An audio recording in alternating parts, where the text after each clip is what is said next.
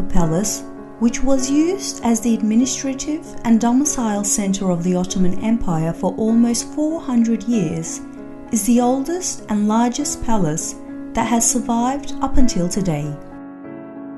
It was built by the conqueror of Istanbul, Mehmet II, between the years 1458 and 1478, and it was up until the 19th century that other extensions were made by other sultans who ruled after him.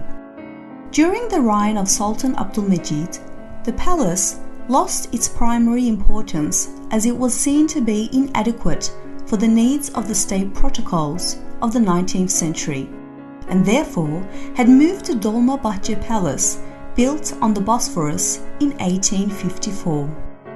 However, the Sultanate's treasures, the holy relics, and the archives of the empire were protected, and certain traditional ceremonies and celebrations continued to take place at Topkapı Palace.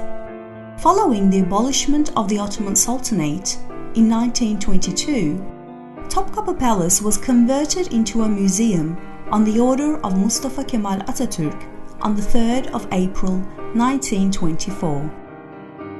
The museum, which also offers audio guidance services, is open to the public every day of the week except on Tuesdays. Entrance is located through the main gates called Baba Humayun, which is located on the side facing Hagia Sophia. An inscription written by Ali bin Yahya as-Sufi is placed above the gate. The first courtyard, the parade court. Upon entering through the imperial gate, one enters the first courtyard. On the left side of the courtyard, the wood storehouse and the caener's hearth had existed. The remains of the administration, jail building, and the patriarchal palace, which were built at the end of the 19th century, as well as the existent Hagia Irene Church and the Imperial Mint, is located on the left side of the courtyard. Hagia Irene, which was built as the Church of the Patriarchate Palace, is the oldest structure within this courtyard. It was built during the era of Constantine I at the beginning of the 4th century. Hagia Irene, which the Byzantinians described as the Chapel of the Patriarchate, remained within the Sultanate's walls, which circled the Topkapı Palace following the conquest of Istanbul. And as it was not converted into a mosque, there weren't any significant architectural changes made. As well as various craftsmanships like carpentry, bookbinding, gilding, and levelworks for the palace, gifts that were sent to foreign states were also prepared in these workshops. The workshop called Hünerveran within the courtyard was transformed into an imperial mint for coining money once the palace was abandoned during the 19th century. On the right side of the first courtyard, there existed the treasury, the Enderun Hospital, the bakehouses for the palace's bread and Turkish bagels, the Hasfırın Mosque, the areas where the wardens resided, and a water gauge which contained the fountain from Mahmud II's era. One of the most interesting corners of the first courtyard was the Fountain of the Executioner, or the Politics Fountain as it is also called. This structure can be found just before you enter through the Gate of Salutation. The woodsheds of the palace were also located in this area. The first structures, the tiled kiosk and archaeology museums, were also located within this first courtyard. The second courtyard, the Divan Square. The two-towered entrance gate, called Babus Salam, which is the passage to the actual palace and also called the middle entrance, has become a symbol of glory of Topkapı Palace and the Ottoman Empire. This was the entrance in which only the Sultan could enter through on horseback, while the Grand Viziers and other state officials would step down from their horses. The women of the palace would pass through it in their sultanate carriages. The two towers above the gate were built during the era of Kanuni Sultan Solomon. Within these towers, there also existed the gatekeeper chambers, which was used to welcome foreign ambassadors who came to the palace until permission for their entrance were granted. The Divan Square, which was built in the 1460s as the second courtyard of the palace, was a ceremonial ground where the state affairs took place.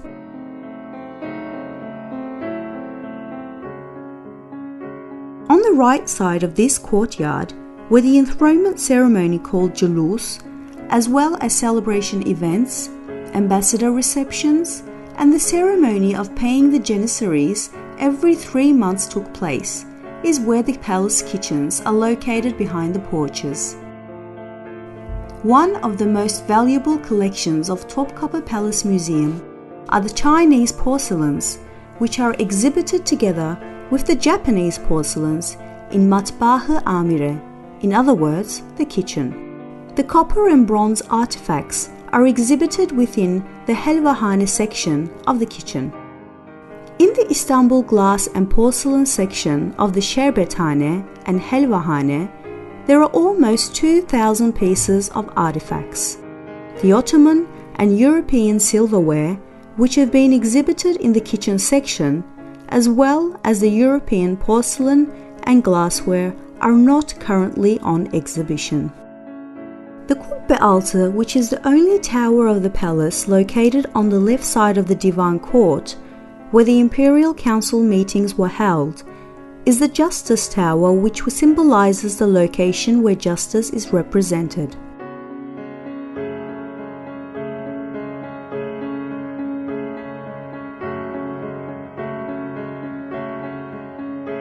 The outer treasury building is located next to the Kubbe Altı chamber, where the artillery collection is exhibited. The artillery collection of the Topkapı Palace Museum, which consists of 52,000 pieces of arms belonging to the Arab, Emevi, Mamluk, Iran, Turkish, Crimean Tatar, Indian, European, and Japanese cultures, is one of the forthcoming collections in the world, with its pieces representing a period of 1300 years.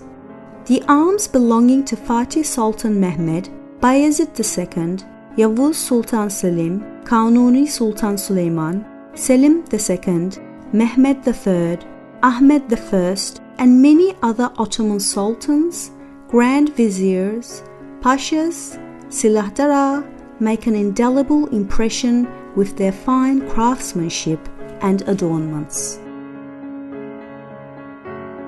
On the left side of the second courtyard, in the corner of the Kubbe Altı chamber, is where the gate of carts of the harem section is located. On the left side of the salutation gate, there are two fountains built during the time of Sultan Ahmed III, while on the right side there is a prayer facility belonging to the era of Sultan Selim III, and there are huge pillars going back to the early Byzantine era. On the Sultan's path, which leads from the salutation gate to the Gate of Felicity, there is a cistern from the Byzantine era, and on the Vizier path leading to the Kubbe Altı are the stones of salutation. The third courtyard, the Enderun Court.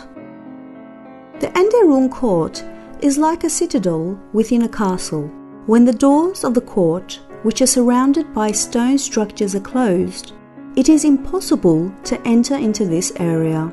The courtyard, which consists of a 9-decare area, mostly accommodates dormitories.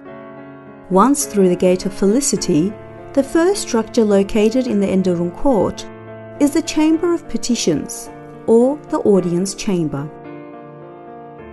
The area behind the Chamber of Petitions is where the library of Sultan Ahmed III exists, which is located in the middle of the courtyard.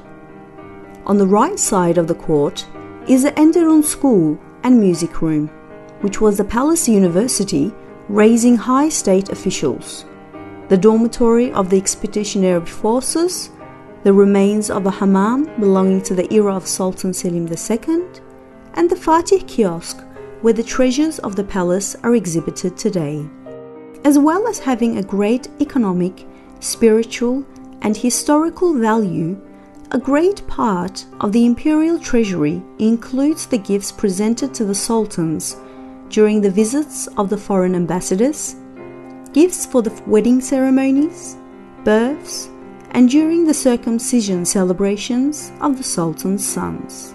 While some of these gifts in the treasury include gifts from all corners of the world, some of them, on the other hand, are the works of art of local artists, who had presented these to the sultans, which in return provided them with the support and bounties of the sultans, as well as receiving new orders for other pieces of art.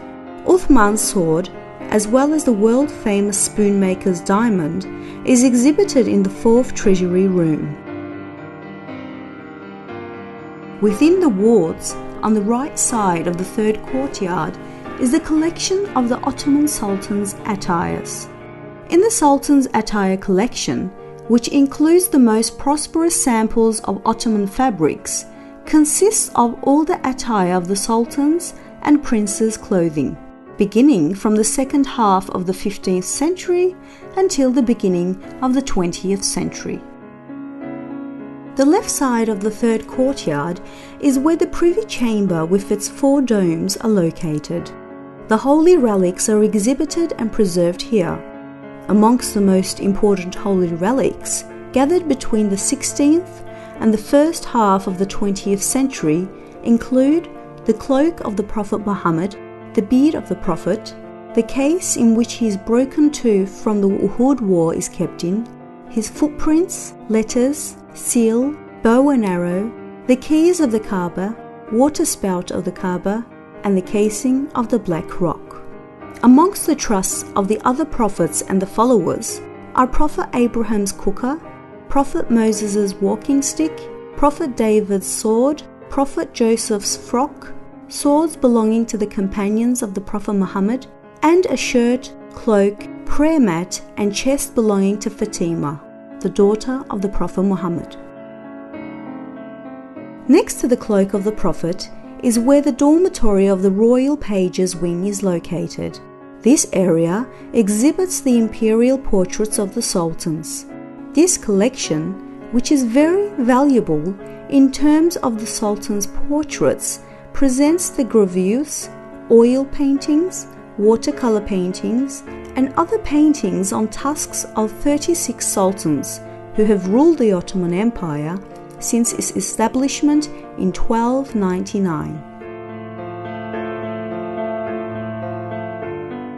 The 4th courtyard, the imperial sofa. The area in which the expansive porch of the hall of the privy chamber, with its double-lined columns, is the porch known as the imperial sofa or marble sofa. This area, which consists of a flower garden and a marble pool terrace, is one of the most dearest locations of Topkapı Palace. The circumcision room, iftar kiosk, Revan kiosk, and Baghdad kiosk are also located in the marble sofa.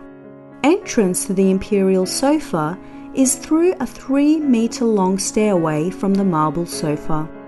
This area, which accommodates the sofa kiosk and the chief physician tower, is also the flower garden. The Mecidiye kiosk, garment room, and the sofa mosque are also located on the final terrace facing the Marmara Sea.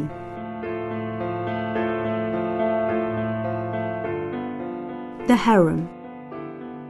The harem, which forms one of the most important areas of Topkapı Palace and where the sultans had resided with their families, is a very crucial complex in terms of historical architecture, as it has reflected the attributes of different architectural styles belonging to the 16th century until the beginning of the 19th century.